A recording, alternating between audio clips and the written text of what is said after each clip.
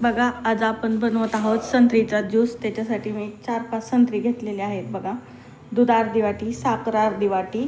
तुम्ही कमी जास्त पण साखर करू शकतात. बघा, काजू घेतलेले आहेत, थोडासा पिस्ता आणि थोडेसे बदामाचे काप.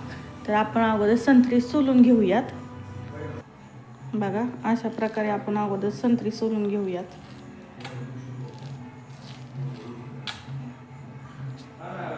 नंतर याच्या फोडी करून आपण मिक्सरला बारीक करून घेणार आहोत.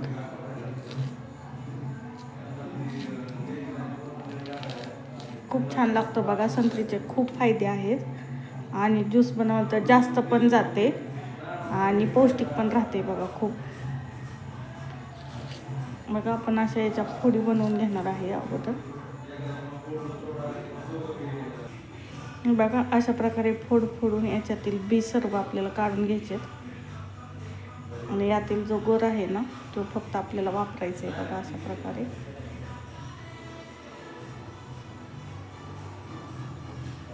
आता आपण सगळे संत्री अशाच सोलून घेणार आहे. बघा, संत्री सोलून झाले. आता याच्यात आपण थोडीशी साखर टाकून घेणार आहे. बघा, मला जास्त गोड नको आहे, त्याच्यामुळे मी थोडीशी टाकणार आहे. आणि आपण काजू टाकून घेऊया आणि दूध. आता ह्याच्या आपण व्यवस्थित पेस्ट बनवून घेऊयात.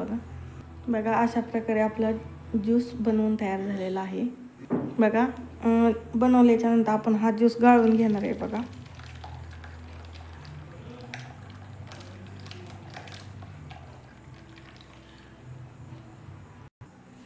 बघा, अशा प्रकारे आपण सगळा ज्यूस आपला संत्रीचा गाळून घेतलेला आहे. बघा,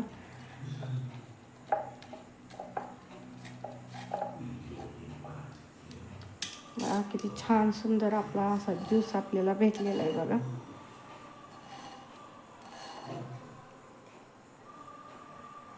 बघा, अशा प्रकारे मस्त असा आपला ज्यूस रेडी झालेला आहे.